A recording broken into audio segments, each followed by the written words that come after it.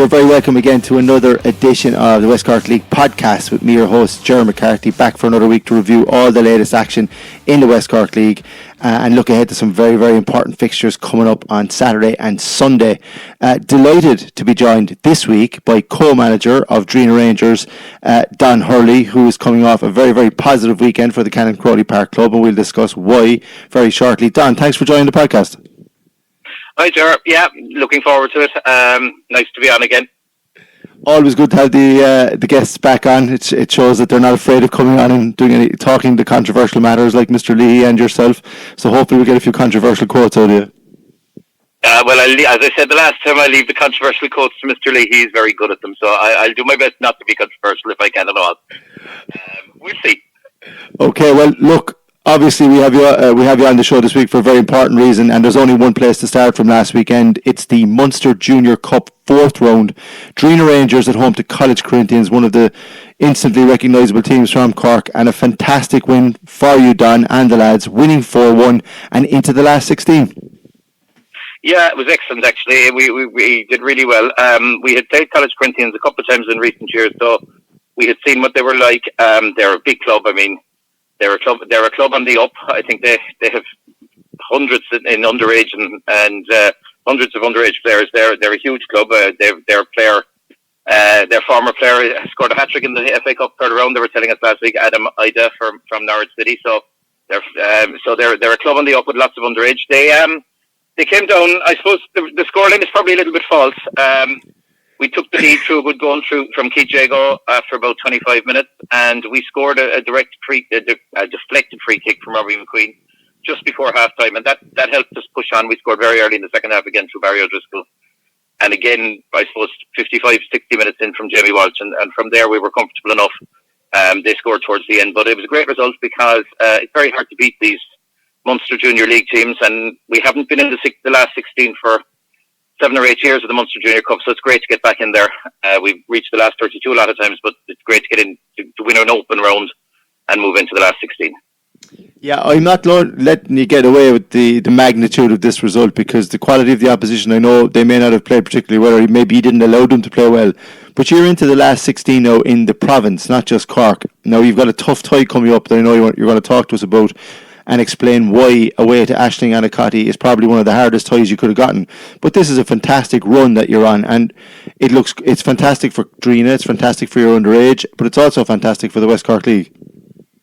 Yeah, it is, and there's no reason why other teams in West Cork couldn't. I suppose we're not a lot of teams enter the Munster Junior Cup, but there's no reason why other teams in the Premier Division in West Cork and further afield couldn't make the same round as we have and make the last 16. The quality of soccer in West Cork is as high as the quality of soccer in most places.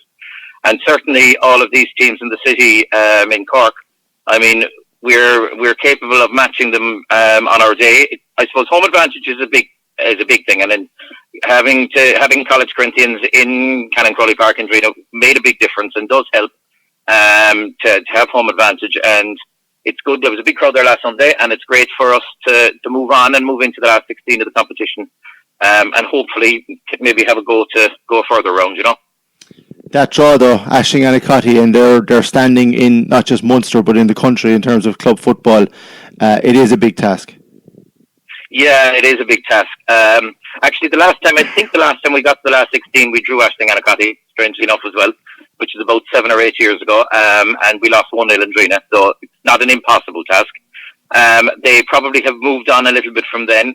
I was just looking at their website in the last couple of days. They signed a player who's left Limerick FC, and they've joined Aisling Anacotty recently, so they're signing ex-League of Ireland players at the moment, so they're a club side on the up. I suppose it'll be away, which is tough as well, and as far as I know, it's going to be an AstroTurf again. No, we've trained on AstroTurf and things like that, but I suppose we're not as used to playing on AstroTurf as other teams. But look, we'll go there and we'll have a crack off it and really look forward to it because it's an opportunity to play teams that we wouldn't normally meet, and it's an opportunity to play somebody new and see how good we are in that, Indeed it is, and again, congratulations to you, to Dec, and to everybody, the players and everyone behind the scenes, because it's a fantastic boost for West Cork League football, and we wish you all the best in the last 16. Let's go now to Saturday, the 25th of January. There was 2 games in the Under-19 West Cork League. One very important game at the top of the table saw Toher Celtic edge your own Drinagh Rangers 2-1 thanks to Robbie Lucy and Peter Collins' goals, with Killian Fitzpatrick replying for Drinagh. And the other game in that division saw Castlelack and Bantry Bay Rovers play out a 3-3 draw, with Castlelack getting their first point of the season, and deservedly so. It's good to see them get on the board. Ross Power, Dara Devine and Matthew Craig scoring for the hosts. Matt Hurley, Michael O'Shea and Dan O'Sullivan replying for Bay Rovers. Let's go back though to that Toher Celtic and Drinagh game, Don, because I know you caught the second half of it. The victory obviously is an important one for Toher. It moves them within a point of leaders Bunratty. You're obviously in the bottom half of the table on 8 points, but the Under-19 League, from your position as well, just involved with previous committees, is very, very important because it's the lifeblood of the next generation of West Cork League junior games. Absolutely. I mean, I watched the second half of that game on Saturday, and there was some quality football played. When I got in, it was 2-1, so I didn't see any of the goals, but I mean, tour of players like the 2 goal scorers you mentioned there, Peter Collins and Robbie Lucy. They've played for me in school teams, and they're superb players. They're very good at the back. Conor O'Neill and Conor O'Hanlon, players like that. And they won the Under-18 League last year, so they're formidable at home, as all tour teams are, and competitive, and they work very hard for each other. There wasn't a whole pile in it. I thought Drinagh hit the bar with about 15 minutes to go from a header, which could have brought them back into it, but maybe on the day, from what I saw, Toher held out comfortably enough, and they go into the top half. And unfortunately for most, I suppose we are going to go into the bottom half. But still, quality football being played. I mean, from there, I see that Robbie Lucy scored again on Sunday. Then Robbie McQueen and Killian Fitzpatrick played for us on Sunday in patches. So you have players playing under-19 and then playing for their junior teams as well the following day. So it's great getting young players in. And getting the experience of playing big matches in the Under-19 League, you know. And on the other one, then it was great to see Castlelack getting a result at long last. I think they were a bit unlucky in a number of games, and it's great to keep. It's hard to keep going when you've lost all your games, and then it's great to get a result at the end of it all. It probably makes it difficult for Bay Rovers to reach the top 4. It looks kind of between Ardfield and Riverside for the last place in that top 4 at this stage. Yeah, it's going to be very exciting in the last couple of weeks before that division splits, but as you said, the important thing is plenty of good football being played, and a lot of the players getting game time on the Saturday are now improving and seeing game time at junior level on the Sunday. Speaking of Sunday, 26th of January, a whole host of games played that morning and afternoon. We've spoken about Drinagh Rangers' 4-1 victory over College Corinthians in the 4th round of the Munster Junior Cup, but Drinagh Rangers B, Don, very, very close to causing a major upset in the Beamish Cup second round. Something Mike Helen and I spoke about on last week's pod, where we felt there might be a potential banana skin. Toher emerging 2-1 after extra time thanks to Robbie Lucy's brace. Dave Curran scoring for Drinagh, but the cup holders only barely getting through by the skin of their teeth. Yeah, that's the cup, Ger. It just goes like that. Cup games are never easy. Drinagh Rangers B took the lead actually with about 15 minutes to go. And I think with about 5 minutes left, Robbie Lucy equalised for Toher, and they only got the winner with 90 seconds left in extra time. I think even though, talking to a few of the Drinagh Rangers B guys on Sunday evening, they were, while disappointed with the results, they felt it was something they could build on for the rest of the season, and they were delighted with their performance against the cup holders and against a seasoned Premier League team. So I think it only bodes well for them for the rest of the year, and good luck to Toher in the next round. I think they probably have a hard one away to Spartak, but Toher are a good cup side, so you'd never know with them moving on further again, you know. Indeed, you wouldn't, and maybe that scare will inspire them to better things. They're going to have to be much improved against Spartak if they want to keep going in the cup. I'd agree with you on that. Also last Sunday, 2 games in the West Cork League Division 2. This is the league now, the Championship Division that split at the halfway point of the season. Excuse me. And a big win for Castletown Celtic, 6-0 away to Ulta Celtic, with Darragh O'Leary, Jack O'Callaghan getting a brace, Colin O'Leary also scoring 2, and Paul Dean on target. And the other game in that division last weekend saw Kilbrittain Rovers held to a 1-1 draw by Castlelack, with Barry Culnan scoring for the visitors and Ger McCarthy on target for Kilbrittain. That victory for Castletown Celtic, though, Don, in that division, it's very, very tight. Drinagh Rangers beat top of it, but they've played 3 games. Castletown hitting 6 is not surprising, but when they have their strongest team out, they are a formidable opponent. Yeah, you would have said at the start of that Castletown and Kilbrittain would probably have been the two strongest teams. And I don't see a whole pile of reasoning to change my mind on that. I think Castletown, when they have their team, would always be strong and be competitive. I know Ulta have good days and bad days, and they put up performances, great performances some days, and some days it doesn't seem to work out for them. But they're a great club to keep going, so hopefully they'll improve from that result again. But I think Castletown will probably be overall the favourites to win that division at this stage anyway, you know. Yeah, they would. Again, like yourselves and a lot of other clubs, depends now on the GA availability and where players are on particular weekends and their availability with other commitments. But on paper, definitely they should be. But Kilbrittain are still in there. Castleac are still in there. Castleac are much improved since the first half of the season. And that's one of the good things about that split in the division. The teams that have got something to play for. And it seems quite an even division. And I know you're not mentioning Drinagh Rangers B, but any team that can take Tor Celtic to extra time and almost knock them out of the cup, a lot of experience there and a lot of quality there, and I think Drinagh Rangers B could well be in the shake-up as well towards the end. Yeah, they might be. It wouldn't surprise me if they were. And actually, the Drinagh B are another team that have improved this year, so any one of those teams could be involved, you know. But it's good. It's great that they're playing teams at the end of the season. They're playing teams that they feel that they can compete with and defeat on a regular basis. So it's really good for those teams involved. And it keeps the whole thing very competitive to the end of the season. Everybody feels that they have something to play for, which I think was a great move by the league to move to that division in the championship at this stage, you know. Indeed, and that decision to split that league, as you've mentioned in Division 2, has been echoed in the Lakehouse Beauty Rooms Women's Sevens League, which is now split into the top four teams, and the bottom four are competing for the Lakehouse Beauty Rooms Shield.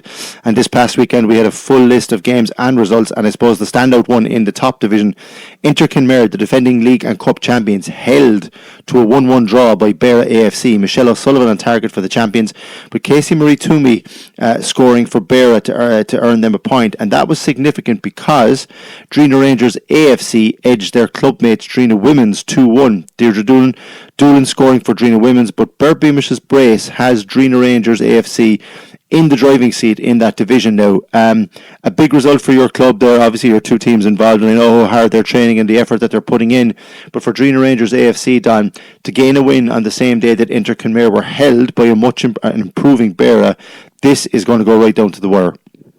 I'd say it will, yeah. Actually, I think Beara drew with Kinmare earlier on the season as well, you know, but Kinmare are obviously very good, and they always have been, since they've come into the West Cork League. They've been winning tournaments all the time into the Women's League, and Drinagh having a great season. They're having great numbers going, and I really wasn't talking to anyone about the game. You wouldn't want to be talking to too many of them to see in case it got too competitive, but to be fair to them, they're Michael Doolan and Stephen Crowley are doing a great job with the two teams, and there's a huge amount of interest among the girls, and it's great because it's something that was really needed in West Cork soccer again, to get the women's back going and get the women's back strong. And I mean, hopefully the aim in time to come will be that they'll get back to 11-a-side games and things like that. But at the moment, it's excellent, and it's going to be very tight, I'd say, between Drinagh and Kinmare in that one to decide who's going to win the league at the end of the day. Yes, and that's what you want. You want the excitement of going out to the final weekend to see who will win it. Will Inter Kinmare defend their title, or will we have new champions in Drinagh Rangers AFC? And that's not to discount Beara AFC either, or Drinagh Women's, who are capable of taking points off all of those teams, off each other between here and over the next couple of weeks. Intriguing stuff indeed. Excuse me, into the Lakehouse Beauty Rooms Shield and the opening round of games for the teams that finished in the bottom half of the Women's Sevens League. Bantry Bay Rovers Women's getting a big win, 2-0 over Beara Women's, a big morale boost for the Kelkill club there, a much improved team by all accounts. And Dunmanway Town defeating Ulta Celtic 3-1 in a local derby. Ruth Collins, Caitlin O'Donovan and Anya Crowley on target for Dunmanway Town. And again there, Don, you're looking at Bantry Bay Rovers, you're looking at Dunmanway. They picked up the wins this weekend, but that's not to say that Ulta or Beara can't come back now next weekend and cause an issue or two. Looks like that's going to be very, very tight as well. Yeah, it looks like it, and again, it's great for these teams. A lot of them are new, Ulta and Dunmanway, and Bay Rovers. I'm not sure where they were there last year, but they seem to be improving this year, and that'll stand to them as the time goes on. So it's great. It's great. Girls are out playing football, and that's exactly what we want, you know. Indeed it is. Right, let's take a quick check now on the fixtures for this upcoming weekend. And remember, for up-to-the-minute updates and the latest news on fixtures, any postponements or any changes to kick-off times, you should always check westcorkleague.com or check the @West Cork League on Twitter or the West Cork League on Facebook. But as the time of recording of this podcast, and as we go live to air, whatever you call it, whatever the term is, we have one game down for Saturday, the 1st of February, in the O'BrienWaterServices.com Championship, and it's an important one because Mizzen AFC host Riverside Athletic at 7:15. It's important, Don, because we were doing the maths just before we came on air, and we reckon that Mizzen will gain promotion if they defeat the third place team Riverside this coming weekend. But irrespective of whether we're right or wrong, a victory for Mizzen would put themselves and Spartak in the driving seat with only a couple of rounds remaining. Yeah, it looks as though Mizzen and Spartak will be going up into the Premier Division next year, and deservedly so. I think Mizzen are doing great work all the time, and I think while Riverside will probably come with a full strength team on Saturday evening and we'll put it up to them, you'd imagine Mizzen should be too strong, and they will be heading to the Premier Division. Whether they win or not this weekend, it looks like they'll be heading to the Premier Division along with Spartak, and they're going to have a great old battle to decide who's going to win the Division 1 title in the next few games, you know. They are, and that again, whoever comes out on top on that division, I suppose the big thing is that both Spartak and Mizzen have already proven that they belong in the top tier, that they're capable of hanging with some of the best teams. But yeah, it'll be interesting to see who comes out on top in that division. And interestingly, the following day, excuse me, on Sunday, the 2nd of February, Spartak travelled to Baltimore, into the Baltimore Road in Skibbereen, with an 11 o'clock kickoff. And again, Spartak can't afford any slip-ups, especially now when they'll know Mizzen's result going into that game, Don. Absolutely, and Baltimore need the points if they want to get into the third or fourth place playoff as well. If they want to try to get into the playoffs to get up into the Premier Division as the third team, playing the seventh team in the Premier. So that's a really important game for both clubs again. And Baltimore proved a couple of weeks ago how good they were when they they took Clantown's penalties in the Beamish Cup. So they're not going to be easy to defeat at all. So tough game for Spartak on Sunday morning. But you probably fancy Spartak as well, the way they've been going all season.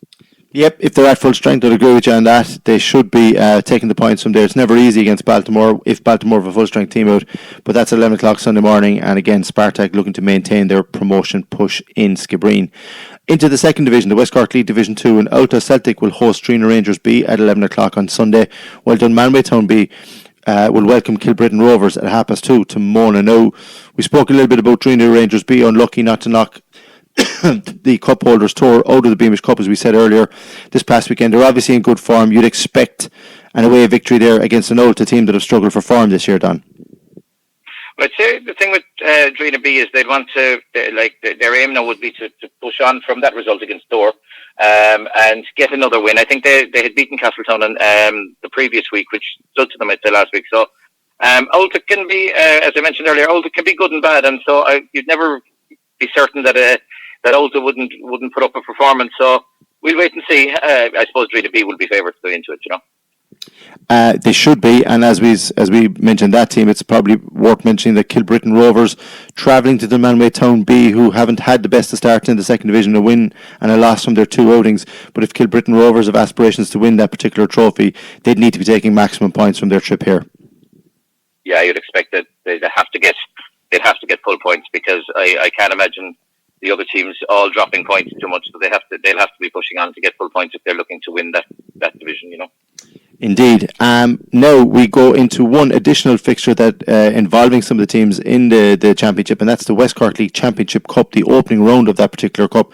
Castleac taking on Castletown Celtic at 11 o'clock, an opportunity for both those clubs to step away from the league promotion and league chasing and enter a new competition for teams in that particular division. That goes off at 11 o'clock, and we'd expect they're going on current form. You'd imagine Castletown should come out on top, but Castleac are probably one of the most improved teams outside of the Premier Division since the start of the season, so expect plenty of goals in that one. Let's move into the Lake House Beauty Room Sevens League. Two big fixtures again this weekend. Drinagh Women's FC taking on the defending champions Inter Kenmare at 1 o'clock, and then Drinagh Rangers AFC taking on Beara at 3:15. Now, Inter Kenmare need to win, or at the very least avoid defeat, but that's not going to be easy against Drinagh Women's, Don. I imagine those two games would be very hard to call. In terms of it's very hard to judge. There's very little between the four teams. and they are improving, so they could certainly cause problems for Drinagh women's team, and Drinagh Rangers Drinagh Women's FC, are putting it up to the other Drinagh team last week, so they'll put it up to Kenmare as well. So there's very little between those four teams, I'd say. They're very hard to call, and that's the beauty of it at this stage, pun intended, Lake Coast Beauty Room 7's league, because we'll know what the title scenario is by Sunday evening before the last round of fixtures, when Drinagh Rangers AFC will face Inter Kenmare. But who knows, maybe by then Drinagh and Beara could cause two upsets, and we have one hell of a final round of games coming up next weekend. Into the Lake Coast Beauty Room 7 Shield, and this is for the teams that finish in the bottom half of that particular Women's Sevens League. Beara Women's will host Ulta Celtic at 2 o'clock, will take on Ulta Celtic Women's at 2 o'clock, and Dunmanway Town will face Bantry Rovers Women's at 2:15. Again, very hard to call those games considering the results last week, but Dunmanway Town are in form, and you'd expect them that they should have enough firepower, but then Bantry Rovers are coming off a victory, so it should be tight. Yeah, I imagine that second game there between Dunmanway Town Women's and Bay Rovers, that should go a long way to deciding who's going to win that section, because they both won last week, so the winners, if there's a winner next week, they're going to be in pole position then. Indeed they are, and that's the thing about that particular league. A draw would be the ideal result because it would keep everything in balance heading into the final weekend, but we'll see how those go. We'll know again by Sunday evening what way the Lake Coast Beauty Room 7 Shield competition is panning out. Right, that just leaves us with the small matter, or the not so small matter, of the Premier HighSpecCars.com Premier Division. 4 games down for decision this weekend, and at the time of recording, Drinagh Rangers, just to remind you, top of the table on 20 points, yet to drop a game. Second place Ballady Hub have 2 games more played, they're on 18, and then you've Clonakilty Town on 9 games played on 17. Then in 4th place, Dunmanway Town have only played 6 matches, but they're on 13 points. 2 clubs on 10 points apiece, Toher Celtic and Doris, and Lyra Rovers a point behind on 9, and Bunratty United bottom of the table, still waiting for their first point with 0 points accrued thus far. The fixtures for this coming weekend: Ballady Hub take on Bunratty United at 11 a.m, Dunmanway Town welcoming Drinagh Rangers at 11 a.m, Lyra Rovers facing Doris, and Toher Celtic going one-on-one with Clonakilty Town. 4 excellent matches there on paper. Let's start, we'll leave your one to last on because it's probably the most important. Let's talk about that Toher Celtic and Clonakilty Town game, because Clon's game was called off last week, so they've been idle for a week, and in the meantime Toher Celtic have racked up an important Beamish Cup win. I saw these two teams play at the start of the season down in Dara. Toher were well out of sorts and Clonakilty Town took full advantage, but it's a different story this time around, and two teams who want to finish as high up the table as they possibly can. How do you think this will go? Yeah, I suppose Clonakilty are still within striking distance of ourselves and Ballady Hub and Dunmanway at the top, so they'll be looking to get maximum points from their remaining games to give themselves a chance of winning the league. And Toher still need a few points. I think they're level with Doris and just a point ahead of Lyre. So Toher need to make sure that they're not 7th, and it would have been a huge surprise to us all if Toher ended up in a relegation playoff, and so they'll be looking for points. A draw, maybe, it's hard to win at the racefield, and so a draw I'd be thinking would be the most likely result there. I know it's the safest answer, so I'll go with you on that. I think Toher because they played and got a scare last week and they had that match under their belts because Clon had been idle and who knows what kind of team they'll have available now that the league is starting, the GA leagues are starting. I think it might just tip it in Toher's favour. Yeah, you might be right, but we'll sit in the fence for that one. I'll go for a draw, I think. I can see 3 draws coming up. But anyway, Ballady Hub at home to Bunratty United, Don, without being patronising to Bunratty, they're clearly getting ready for next season when they'll be in the championship. It might not be any harm. They get a chance to regroup. A lot of young players still finding their feet at the top level. Ballady Hub badly need this victory. So there's a little bit of pressure on them, but everyone is expecting them to win. But at home, you would expect the 3 points to go their way. You'd expect 3 points for Ballady Hub. I suppose, again, Jay starting might have an effect on Ballady Hub and Bunratty. But I suppose Bunratty are going very well under 19, and there's a lot of overlap in their players. So they're one for the future. And as you said, they're probably preparing for the championship at this stage. But they still have good players. You'd fancy Ballady Hub at home. I mean, local derbies go strange, but you would fancy Ballady Hub at home. Indeed, to go along with that. Now, a difficult one to call is Lyre Rovers at home to Doris. Lyre are second from bottom, even though they've got 9 points, and Doris third from bottom, even though they've got 10 points. Now, the concern here is that they've played more games than the teams directly above them, so time and effort, the time is running out for both clubs. A victory for either here, Don, would go a long way to possibly securing their Premier Division status. That might even guarantee it. You'd expect a tight game here again. I would have expected a tight game. We played Lyre a few weeks ago and they were good. I was very impressed by them. Just before Christmas, actually, we played them. And we drew 1-1 with them down in Lyre, and I was very impressed by them. But again, I was impressed by Doris when we played them as well. So Doris beat Lyre 3-0, I think, earlier on this year when it was on in Doris. So maybe a reaction from Lyre this time and maybe a home win. Yeah, I think I'd go along with that. It depends on how strong both teams are again. We're talking about the start of the GA season, how it affects both of those. Lyre obviously are pulling from a couple of different GA clubs. Doris, I'm not too sure what way they'll be on Sunday. Maybe they don't know themselves. But my concern there would be that Doris have only scored 14 goals this year, whereas Lyre have been able to find the net. They've got 5 more. And in tight games like this, it's that type of ability to score if you're not playing particularly well and win a tight game that might make all the difference. But a draw does neither of them any good, so I would be expecting quite an open game there in Lyre on Sunday. And that just leaves us with the final one and the big one of the biggest games of the season. The defending champions Dunmanway Town, with 2 games in hand on the leaders Drinagh Rangers, hosting Drinagh on Sunday, 7 points behind at kick-off. Really can't afford to lose. A draw wouldn't be a disaster, but it wouldn't be desirable from Dunmanway's point of view. Is all the pressure on Dunmanway coming into this, Don, from your point of view, or you just take it as any other game? No, all the pressure is on both of us. I would say the pressure is fairly even. We're both fairly seasoned at playing each other. I suppose we played, I think, 4 times last year, and we played already once this year at the start in the Parkway Cup, and it went to penalties. Dunmanway won on penalties. So there's very little between the teams, and it's going to be a kick of the ball between us. We played a fantastic game last year in Mahona. It finished 1-1. The man we equalised towards the end, and there was super football played. Some great stuff played by both teams. So look, we'll go there with confidence. We haven't lost in the league this season. We'll have a go off it. We know how good they are, and they're really good going forward. Like, I mean, your Cathal Daly, Mark Buckley, Rhys Coakley. I'm leaving out Barry O'Donovan. I could be leaving out a lot of them, Johnny Kelly. But like, they really have some forward line, and they're very well balanced side, and they're a good side, and we're going to have to be good. We had a good result last week. That hopefully will stand to us, but we don't expect there'll be nothing easy in Dunmanway. Hopefully 2 full strength teams and a fine morning, and both teams will be looking to put on a show and do our best, and hopefully Drinagh win at the end of it all. Very magnanimous. I'm glad you didn't say draw there, because I'd have picked you up on it. It is a very difficult game to call, and I wouldn't blame you for saying that. But I think this is an opportunity for you, even though you mightn't be able to say it. This is a real opportunity for Drinagh to put some daylight between probably your biggest title challengers, with respect to Ballydehob and Clonakilty Town. I'm saying that because Dunmanway have games in hand. Now, Dunmanway have games in hand that they have to play and they have to win. Along with yourselves, they have the best defence. Like, you've got the best defence in the league. You've only conceded 6 times in your 8 games. They've conceded 7. But I think the fact that you had such a tight and tough test last weekend against College Corinthians, and the boost that you get from that, plus the fact I think more pressure is on Dunmanway this time around because they're at home as well. I think it is a little bit more pressure on them, and I know you're not going to admit that, so I won't put you on the spot.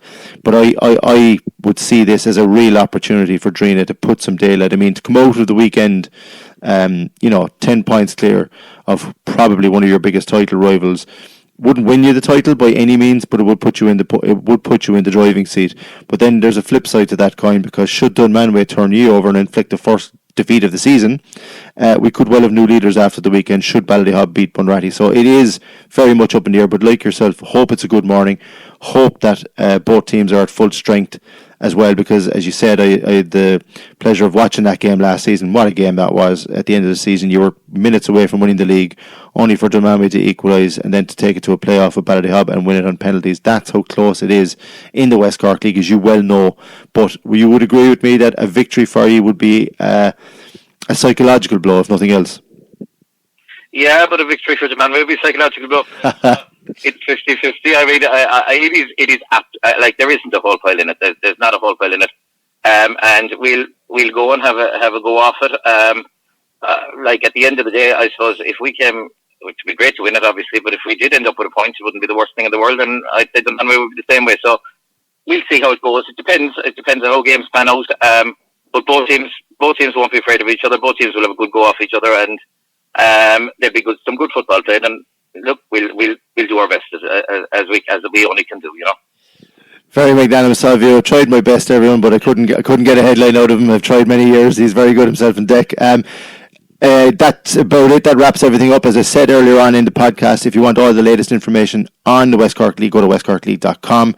You'll find the West Cork League on Facebook by searching for West Cork League, and on Twitter at West Cork League. In the newspapers, you can find match reports and reviews and previews in both the Echo and Southern Star throughout the week, so always check those as well. And a big thank you to our special guest this week, co-manager of Drinagh Rangers, Don Hurley. Don, thanks for coming on. Thanks, Ger. And thanks to everybody again for subscribing to the podcast. You can do that on YouTube by looking for West Cork League Podcast. And of course, you can find us and download us onto whatever smart device you have on both Spotify and Podbean. We will be back next weekend with news of all the action in the latest rounds of the West Cork League, all the various divisions. Thanks for listening, and see you again soon.